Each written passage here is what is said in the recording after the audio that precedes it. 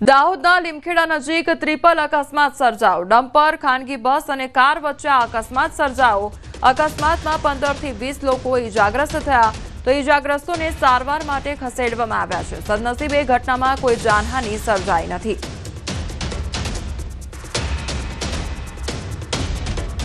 ભાવનગર જિલ્લાના તળાજા નજીક ડુંગળી ભરેલો જે ટ્રક છે તે પલટી ખાઈ ગયો। તળાજાથી મહુવા તરફ હાજીપરના પાટિયા નજીક એક ડુંગળી ભરેલો ટ્રક પલટી ખાઈ ગયો। ટ્રક તળાજા તરફથી મહુવા જઈ રહ્યો હતો ત્યારે કોઈ કારણસર ડ્રાઈવરનું સ્ટીયરિંગ પરથી કાબુ ગુમાવતા ટ્રક રોડ પર પલટી ખાઈ ગયો હતો। ટ્રક પલટી જતા અકસ્માત બાદ રસ્તા પર ટ્રાફિક જામની સ્થિતિ સર્જાઈ હતી તો ટ્રક પલટી જતા અકસ્માતમાં કોઈ જાનહાનિ થવા પામી નથી। ઘટનાને પગલે પોલીસ ઘટનાસ્થળે પહોંચી ટ્રાફિક ક્લિયર કરાવ્યો હતો।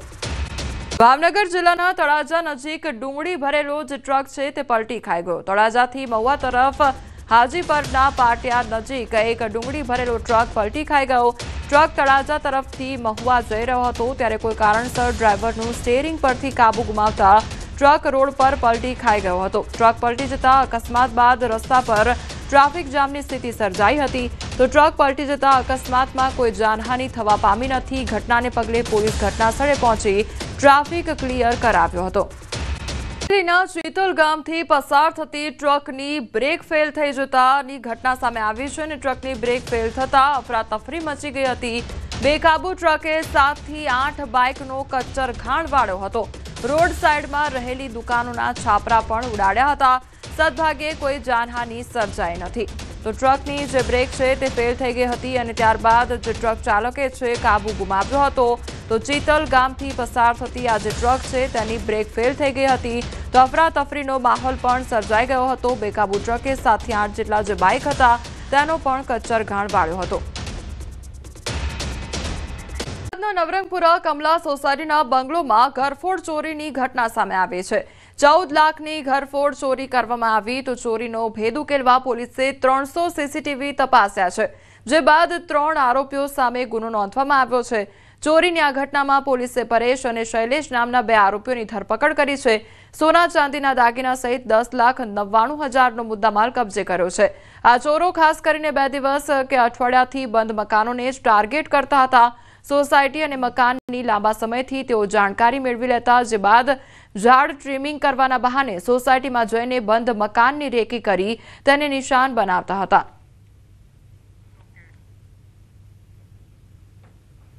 દિવાળીના વેકેશન દરમિયાન કમલા સોસાયટીમાં એક બંગલોઝમાં 14 લાખથી પણ વધુ કિંમતની એક ઘરફોડ ચોરી થવા પામેલી હતી। 3 દિવસ દરમિયાન જ્યારે આ મકાન બંધ હાલતમાં હતું એ દરમિયાન આ ચોરી થયેલાનો એક બનાવ બનેલ હતો। પોલીસને જાણ થતાં જ નવરંગપુરા પોલીસના અધિકારી કર્મચારીઓ અને ઝોન 1 LCBના પોલીસ અધિકારી કર્મચારીઓ આ ચોરી ડિટેક્ટ કરવા માટે લાગી ગયેલા હતા। સોસાયટીના CCTV કેમેરામાં આ બંગલાનું કવરેજ આવતું ન હોવાથી શરૂઆતના તબક્કે ખૂબ જ મુશ્કેલી પડી હતી। ત્યારબાદ પોલીસની ટીમ દ્વારા છેલ્લા 96 કલાકના 300થી પણ વધુ જગ્યાના અલગ અલગ એંગલના CCTV કેમેરાની તપાસ હાથ ધરવામાં આવી। સમગ્ર તપાસના અંતે 3 આરોપીઓ આ સોસાયટીમાંથી સામાન સાથે નીકળતા અને આશરે 1 કિલોમીટર જેટલા દૂર પોતાની રિક્ષામાં બેસી અને નીકળતા જોવામાં આવેલા હતા। વસ્ત્રાપુર પોલીસ સ્ટેશન વિસ્તારમાં આવેલા ફ્લેટમાં ચોરીનો બનાવ સામે આવ્યો છે। મહિલાએ ઘરે ઓનલાઈન કંપનીમાંથી સાફ સફાઈ માટે લોકો બોલાવ્યા હતા। રૂમમાં કબાટમાંથી 4 લાખ જેટલી રકમના સોનાના દાગીના બંગડીની ચોરી કરી આરોપીઓ ભાગી છૂટ્યા। જે કંપની પાસેથી ઘર સાફ કરવા લોકો બોલાવ્યા હતા પોલીસે આરોપીઓને ઝડપી પાડ્યા તો તમામ મુદ્દામાલ પણ રિકવર કરવામાં આવ્યો છે। ત્રણેય આરોપીઓ મૂળ રાજસ્થાનના હોવાનું સામે આવ્યું છે તો પોલીસે વધુ કાર્યવાહી પણ હાથ ધરી છે।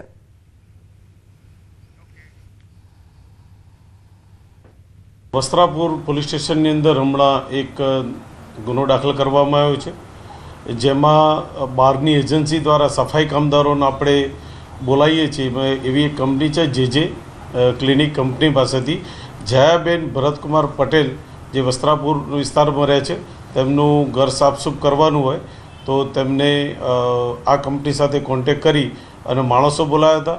સફાઈ દરમિયાન યુક્તિ પ્રયુક્તિ વાપરી અને 4 લાખ રૂપિયા જે માતબર રકમના ઘરેણામાં સોનાનો સેટ, સોનાની બંગડી, બ્રેસલેટ અને કૃષ્ણ ભગવાનનું પેન્ડલવાળું સોનાનું એમ કુલ 4 લાખ રૂપિયાનો મુદ્દામાલ ચોરી ગયેલા, જે હકીકતની ફરિયાદ વસ્ત્રાપુર પોલીસ સ્ટેશનમાં દાખલ થતાં તાત્કાલિક પોલીસ હરકતમાં આવી. કોલ ડિટેલ્સના આધારે એ લોકોને ત્યાં 2 જણને દબોચી લીધા. એક જે આરોપી હતો આ કામમાં અર્જુન શંકરલાલ, બીજા છે લોકેશ અને સુનિલ, તો એને મહેસાણાથી પણ અમે એને પકડી લીધો છે. રાજકોટના ઉપલેટામાં કારમાંથી વિદેશી દારૂ ઝડપાયો છે. 470 દારૂની બોટલ સાથે 2 શખ્સને ઝડપી પાડવામાં આવ્યા છે. કારની ડેકીમાં ચોરખાનું બનાવીને દારૂ સંતાડવામાં આવ્યો હતો. તો પોલીસે બાતમીના આધારે ગાંધી ચોકમાં દરોડા પાડ્યા હતા. પોલીસે દારૂ, કાર, મોબાઈલ જપ્ત કર્યા છે. પોલીસે કુલ 4.49 લાખનો જે મુદ્દામાલ છે તે જપ્ત કર્યો છે. તો દારૂનો જથ્થો જપ્ત કરવામાં આવ્યો છે. પોલીસ દ્વારા દરોડા પાડવામાં આવ્યા હતા અને બુટલેગર દ્વારા જે નવો કિમિયો છે તે અપનાવવામાં આવ્યો હતો. ચોરખાનું બનાવીને દારૂ સંતાડવામાં આવ્યો હતો. કારની ડેકીમાં ચોરખાનું બનાવવામાં આવ્યું હતું અને લગભગ 470 જેટલી જે દારૂની બોટલો છે તે જપ્ત કરવામાં આવી છે. ન્યૂઝ 18ના અહેવાલની ધારદાર અસર જોવા મળી છે. સુરભી ડેરીને સીલ કરવામાં આવી છે. તો નકલી પનીરનું વેચાણ કરતી હતી આ ડેરી અને નકલી પનીર ઝડપાયા બાદ પણ ડેરી ચાલુ હતી. તો દુકાનદારે વેચાણ ચાલુ રાખતા અહેવાલ પ્રસારિત કરવામાં આવ્યો હતો. 754 કિલો નકલી પનીર મળ્યા છતાં પણ ડેરી બંધ નહોતી કરવામાં આવી. અંતે ડેરીને સીલ કરવામાં આવી છે. તો ન્યૂઝ 18ના અહેવાલની આ ધારદાર અસર જોવા મળી છે. સુરત ખાતે આ ન્યૂઝ 18ના અહેવાલની ધારદાર અસર જોવા મળી છે. સુરભી ડેરીને સીલ મારી દેવામાં આવ્યું છે. જે નકલી પનીરનું વેચાણ કરવામાં આવી રહ્યું હતું ત્યારબાદ અહેવાલ પ્રસારિત કરવામાં આવ્યો હતો અને હવે જે આ સુરભી ડેરી છે તેને સીલ મારી દેવામાં આવી છે.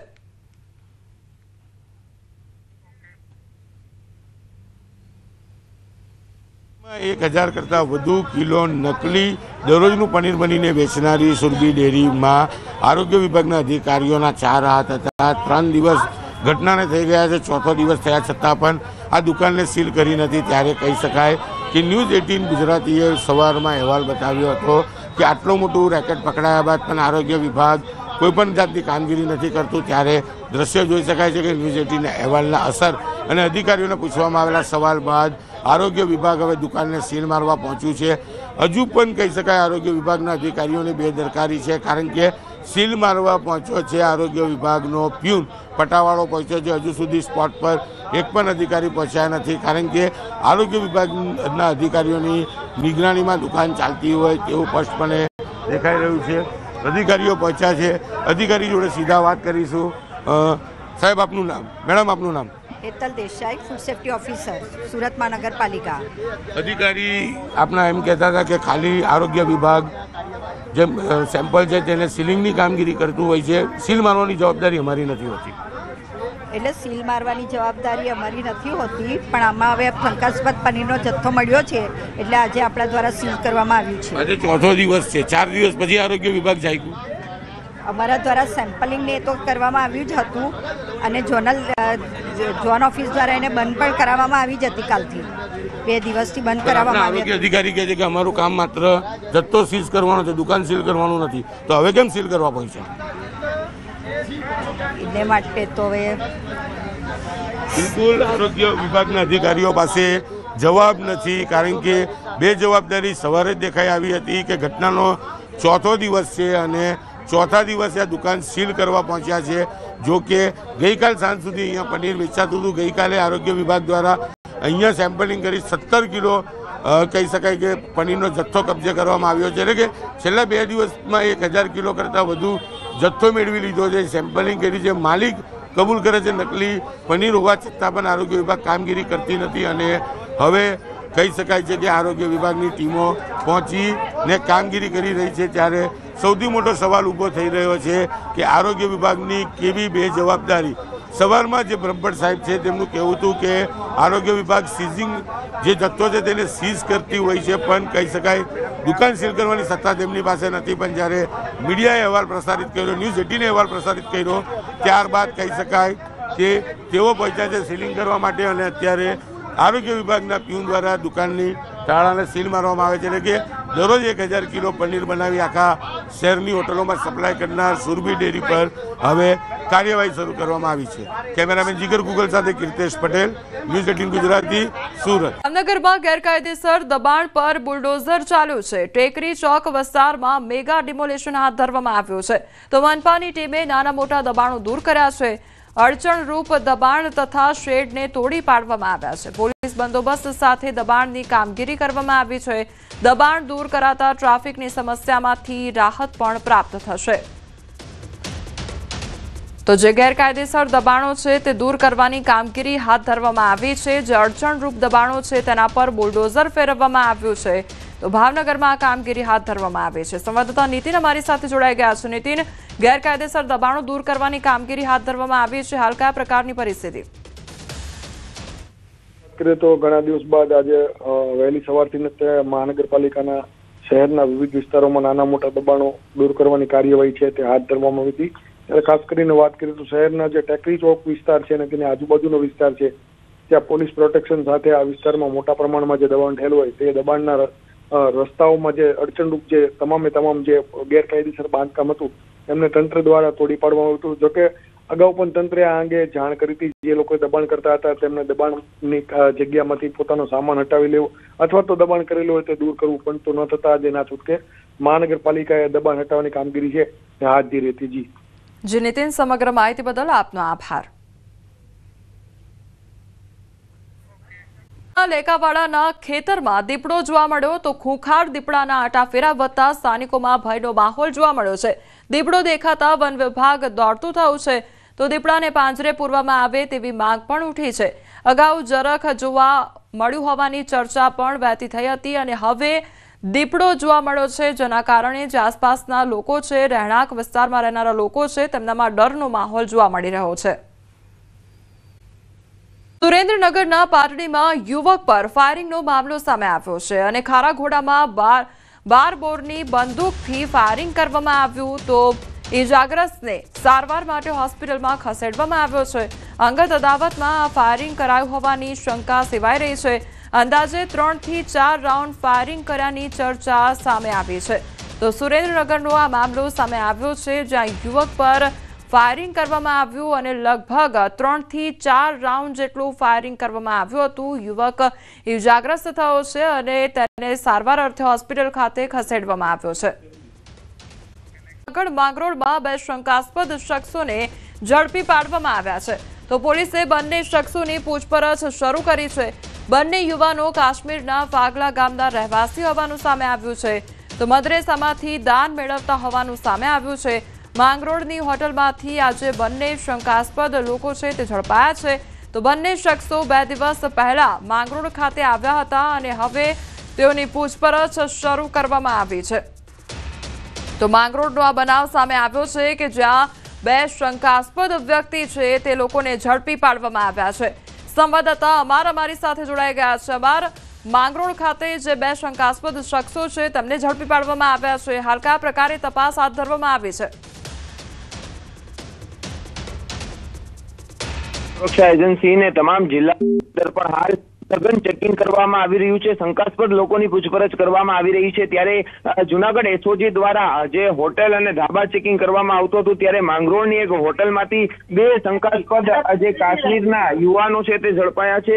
આ બંને શખ્સોની પૂછપરછ છે તે એસઓજી ઓફિસ ખાતે લાવી અને શરૂ કરવામાં આવી છે। ખાસ કરીને કાશ્મીરના જે ફાગલા ગામ, જે સુરનકોટ તાલુકાનું ફાગલા ગામ છે, ત્યાંના બંને છે જુનૈદ અહેમદ મુકરાણી અને નિયાઝ અહેમદ મુકરાણી, આ બંને સગા ભાઈ છે અને આ બંને માંગરોળની અંદર જે મદ્રેસાઓ હોય છે ત્યાં દાન લેવા આવ્યા હોવાની પ્રાથમિક માહિતી છે અને હાલ આ બંને જે શખ્સો છે તેની પૂછપરછ શરૂ કરવામાં આવી છે। જે આ બંને શખ્સો છે તે કેટલા સમયથી અહીંયા માંગરોળમાં રહી રહ્યા હતા અને તેમના દ્વારા જે દાન એકત્રિત કરવાની કામગીરી કરવામાં આવી રહી હતી તે કેટલા સમયથી ચાલી રહી હતી? શું તેને લઈને કોઈ પણ પ્રકારની જાણકારી છે? 2 દિવસ પહેલા તે માંગરોળની અંદર આવ્યા હોવાની માહિતી છે. માંગરોળમાં કઈ રીતે પહોંચ્યા, ક્યાંથી આવ્યા તે અંગે પોલીસ હાલ પૂછપરછ કરી રહી છે. ખાસ કરીને માંગરોળની અંદર 2 દિવસ પહેલા પહોંચ્યા અને જુદા જુદા જે મદ્રેસાઓ હોય છે ત્યાં આ બંને શખ્સો છે તે દાન માટે આવ્યા હોવાની પ્રાથમિક માહિતી આપી રહ્યા છે. તેમની પાસેથી બેગ પણ મળી આવ્યા છે. આ બેગની અંદર શું છે, કયા કયા ડોક્યુમેન્ટ છે તે બાબતે પણ હાલ પોલીસ તપાસ કરી રહી છે. ખાસ કરીને એક બેગની અંદરથી ભારતનો જે તિરંગો છે તે પણ મળી આવ્યો છે. એટલે કે ખાસ કરીને આ જે બંને યુવાનો છે તે કઈ રીતના જુનાગઢ માંગરોળ પહોંચ્યા છે તે અંગે તપાસ હાલ થઈ રહી છે.